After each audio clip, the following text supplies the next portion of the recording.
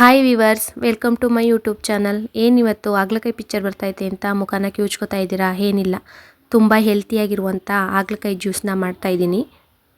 ಹಾಗಲಕಾಯಿ ಅಂದರೆ ಯಾರಿಗೆ ತಾನೇ ಇಷ್ಟ ಆಗುತ್ತೆ? ಇಷ್ಟ ಇರಲಿ ಕಷ್ಟ ಆಗಲಿ, ವಾರಕ್ಕೆ ಒಂದು ಬಾರಿನಾದರೂ ಹಾಗಲಕಾಯಿನ ಸೇವಿಸೋದ್ರಿಂದ ಏನೆಲ್ಲ ಹೆಲ್ತ್ ಬೆನಿಫಿಟ್ ಸಿಗುತ್ತೆ ಗೊತ್ತಾ? ಮಧುಮೇಹಿಗಳಿಗೆ ಹಾಗಲಕಾಯಿ ಅನ್ನೋದು ರಾಮಬಾಣ ಆಗಿದೆ.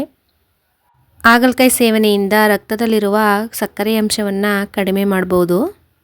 ಹಾಗೆ ಕೊಲೆಸ್ಟ್ರಾಲ್ಗೆ, ಚರ್ಮದ ಕಾಂತಿಯನ್ನು ಹೆಚ್ಚಿಸೋದಕ್ಕೆ, ಕಣ್ಣಿನ ದೋಷವನ್ನು ಪರಿಹರಿಸಲು, ಗ್ಯಾಸ್ಟ್ರಿಕ್ನಂಥ ಸಮಸ್ಯೆಗೆ, ರೋಗ ನಿರೋಧಕ ಶಕ್ತಿಯನ್ನು ಹೆಚ್ಚಿಸಲು ಹಾಗಲಕಾಯಿನ ಉಪಯೋಗಿಸೋದ್ರಿಂದ ತುಂಬ ಅನುಕೂಲವಾಗುತ್ತೆ.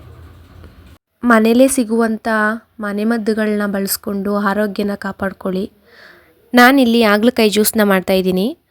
ತುಂಬ ಕಹಿ ಅಂತ ಅನಿಸೋರು ಸ್ವಲ್ಪ ಶುಂಠಿ ನಿಂಬೆ ರಸನ ಹಾಕ್ಕೊಂಡು ಮಾಡಿಕೊಂಡ್ರೆ ಅಷ್ಟೇನು ಕಹಿ ಬರಲ್ಲ. ಹಾಗೆ ಬರೀ ಹಾಗಲಕಾಯಿನೂ ಕೂಡ ರುಬ್ಬಿ ಕುಡಿಯೋದ್ರಿಂದ ತುಂಬ ಉಪಯೋಗವೂ ಇದೆ.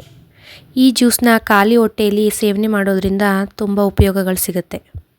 ಈ ವಿಡಿಯೋ ಇಷ್ಟ ಆದರೆ ಪ್ಲೀಸ್ ಒಂದು ಲೈಕ್ ಮಾಡಿ.